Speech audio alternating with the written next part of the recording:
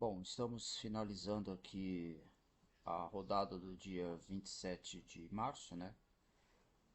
Já estamos na madrugada do dia 28, mas a rodada é referente ao dia 27. Está acabando agora o jogo do Phoenix contra o Denver. Já está naquele momento que os jogadores estão batendo bola para deixar o tempo passar. O jogo acabou com 201 pontos.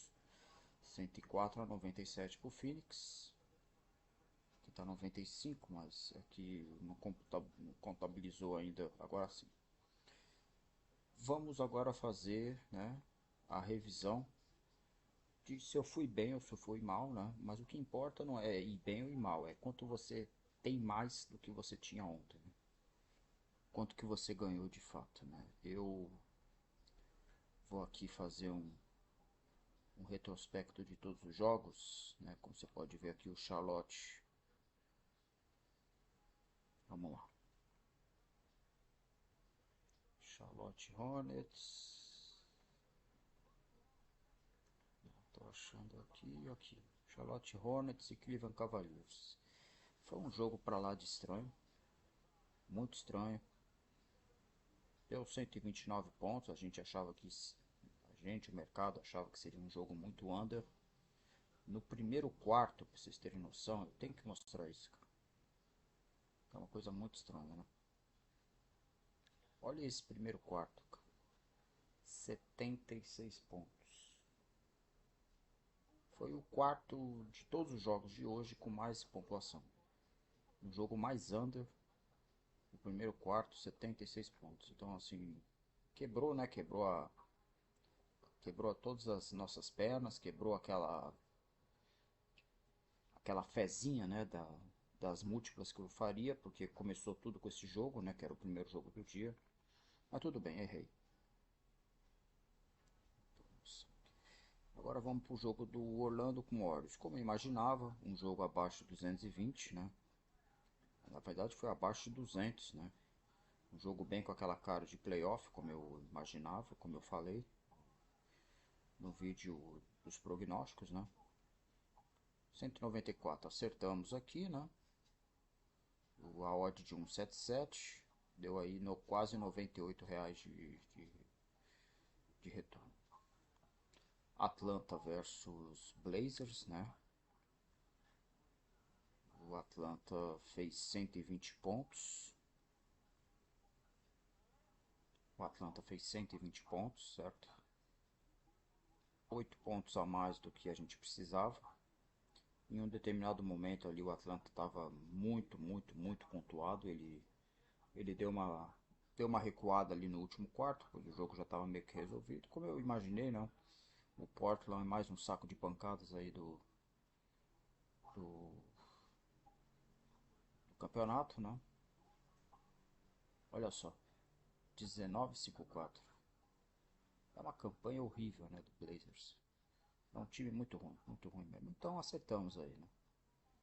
Clippers e Filadélfia, também acertamos. Eu coloquei que seria um under alto, né, 222. O jogo acabou, como você pode ver, 108-107. Ainda teve ali tava bem abaixo de 200, só que ali no finalzinho teve uma correria ali, cara, dos times e tudo mais, que acabou ali eles fazendo uns 10, 12 pontos ali, em poucos segundos de jogo, minutos, sei lá. Mas ainda assim deu, né? Eu só tava com medo de dar overtime, porque chegou um momento ali que os times estavam empatados ali no fim do último quarto. Era a única coisa que poderia melar. De resto, o jogo caminhou mesmo para ser abaixo de 222 de uma maneira até fácil. Mais um que acertamos. Knicks e Toronto. Knicks e Toronto, né?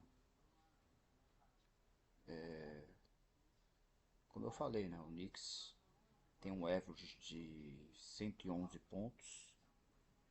O mercado estava pagando essa odd aqui de 1,77, mas depois chegou até 1,83 por quantos do jogo. Para o Knicks fazer simplesmente aquilo que ele sempre faz, né? 111 pontos de média. Só que é essa lacuna que eu achei, né, cara? Como assim fazer o mesmo que ele sempre faz, sendo que ele tá jogando contra aí junto com Toronto, com Portland Trail Blazers, né? Uma das piores defesas. Eles estão rivalizando ali o Portland, né, o San Antonio Spurs e o Toronto Raptors como os piores times da NBA em se tratando de defesa, né? São muito ruins esses times, são muito ruins, junto com o Charlotte Hornets também, né? Depois a gente fala, o Charlotte Hornets que causou o que causou aí no primeiro jogo, né? Tá aí, 145 pontos, muito além do que eu precisava, que era 111, né? E aí acertamos mais uma. Isso é muito bom, acertar mais uma. Pacers e Bulls, não deu certo. O que eu posso falar do Pacers, né? Pacers foi um time que errou muito nesse jogo, cara. Errou muito. O Chicago Bulls dominou totalmente o Indiana Pacers.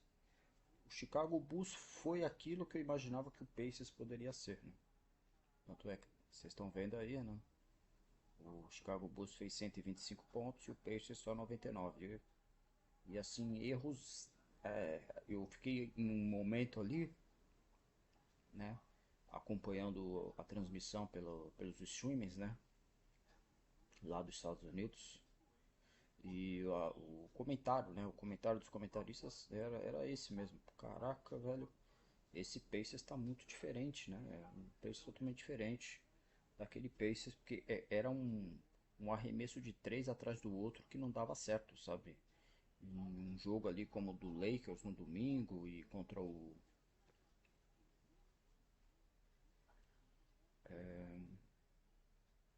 Não lembro contra quem que foi, se foi ontem, antes de ontem. Eu não lembro com quem que foi, que o Pacers também fez contra o Clippers, né? Foram os dois Los Angeles que ele pegou, né? O Lakers e o Clippers. Foi assim um vareio, cara. Um vareio assim, parecido com o que o Chicago Bulls fez, até mais, né? Passou de 140 pontos. Só que hoje a pontaria estava totalmente descalibrada. Então, mais um jogo aí que eu errei. Memphis Lakers, errei. Como você pode ver aqui, foi um jogo bem over, né, cara? A gente estava imaginando que seria um jogo under. Não só por conta do. Não só por conta do cansaço, né, do Lakers que jogou ontem e foi para overtime, como pelo aquele estilo de jogo mais cadenciado do Memphis. Mas como você pode ver aqui, o LeBron James acabou jogando, né? Foi um dos líderes, né, de pontuação. Isso dá um gás ao time, né? Queira ou não, um gás ao espetáculo, né? Então isso deve ter feito a diferença, porque tudo era previsto para que ele não jogasse, né? Ele acabou jogando. Minnesota Pistols, como eu imaginei. Aqui, como você pode ver, né? O Pistols fez só 91 pontos. Deu aí uma brecha ainda de 10 pontos de vantagem. Quando você tem uma brecha de 10 pontos é porque você acertou muito bem, cara. Você não teve sorte, você acertou muito bem mesmo. Você fez uma boa projeção, com fundamentos, assim, levando em consideração o poderio ofensivo do time, o poderio defensivo do time que ele está jogando contra, né? Que é o Minnesota Timberwolves. É um time que marca muito bem, diferente, por exemplo, do Indiana Pacers.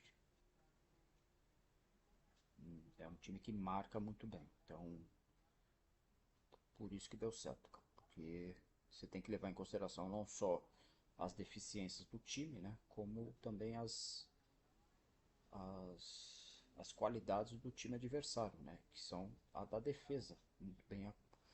Vamos lá para outro jogo. Eu vou falar agora do Oklahoma com Houston. Acertamos, né? O jogo foi over 227. O jogo foi para overtime, tá? O jogo foi para overtime, como vocês podem ver aqui, né? O jogo passou de 258. O jogo tava empatado em 114 a 114, se não me engano. Bom, até aqui não tá funcionando. Se não me engano, o jogo tava empatado em 114 a 114 antes de ir pro overtime.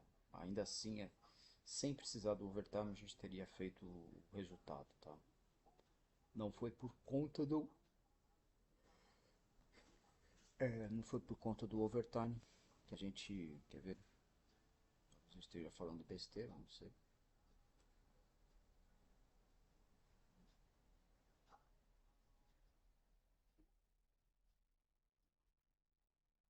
No overtime teve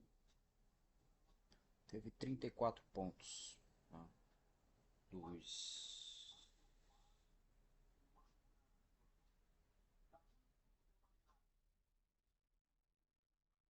34 pontos de 58.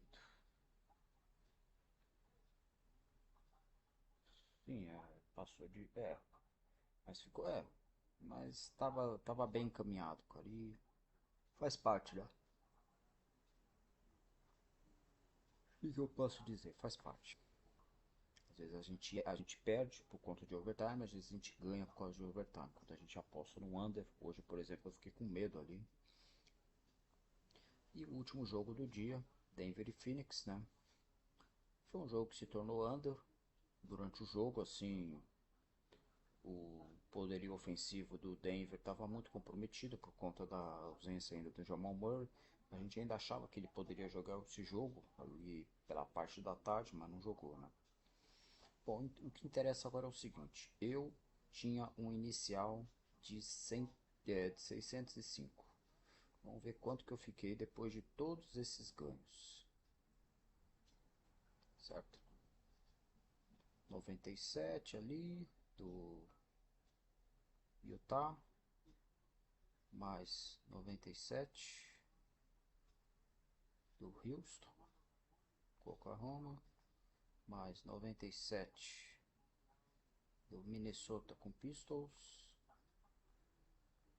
Esse eu errei. Esse eu errei também, meu Deus. Tem mais 97 do Toronto com Knicks. Mais 94. Esse 94. Tá. Mais 97 do Blazers. 98, né? Eu arredondo para. E mais 98, né? Que é do Orlando